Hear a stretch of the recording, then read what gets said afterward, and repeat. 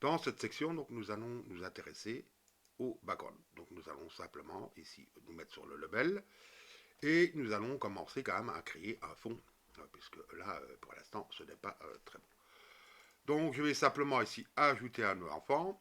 Alors je vais choisir ici Note 2D. Voilà. Et je vais simplement le nommer BG, par exemple, pour background. Alors, nous allons faire un background ici un petit peu particulier, puisque nous allons ici utiliser en vérité un parallaxe. Donc, pour cela, je vais faire ici ajouter, supprimer le filtre, et je vais faire parallaxe. Alors, il y a deux types de parallaxe. Il y a le parallaxe 2D qui est expérimental et le parallaxe layer. Nous allons utiliser ici l'expérimental car il a un avantage, c'est disons qu'il a un auto-scroll. Alors, qu'est-ce qu'on va faire dans ce parallaxe? Eh bien, on va lui ajouter également un nœud enfant. C'est-à-dire qu'ici, on va simplement lui ajouter ici un sprite 2D. Voilà. Et nous allons tout simplement aller dans notre asset, choisir dans BG. On va choisir space qu'on va simplement lui assigner. Alors, on va se transformer un petit peu, je veux dire, l'offset. Au lieu de le mettre centré, voilà, on va retirer le centré comme ceci. Et nous allons aller maintenant dans les paramètres du parallaxe. Vous avez ici une section repeat, pardon. Et on peut évidemment répéter, je vais dire, la taille sur plusieurs paramètres. Alors, qu'est-ce qu'on va faire tout simplement? Eh bien, on va regarder un petit peu la taille de notre ici space, donc 128. Donc, nous allons d'abord répéter la taille sur 128. Et nous allons répéter également la taille ici sur 128.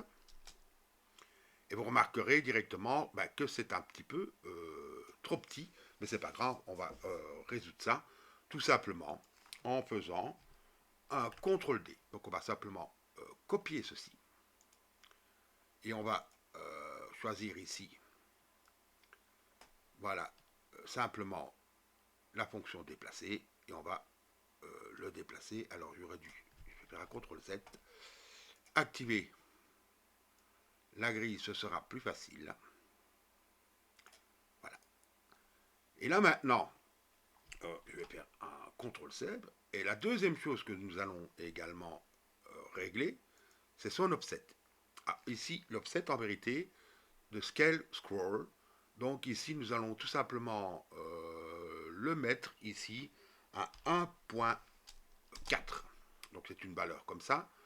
Et l'auto-scroll, par exemple, sur Y, on va le faire par exemple, je ne sais pas moi, à 100. On va voir un petit peu ce que ça donne. On va tester. Donc si je lance le jeu, alors 100 c'est beaucoup trop rapide, vous remarquez que le fond étoilé en vérité, eh bien défile en vérité tout seul. Donc 100 c'est beaucoup trop rapide, donc je vais plutôt mettre une vitesse de 10 pour voir un petit peu ce que ça donne. Alors on va mettre 5.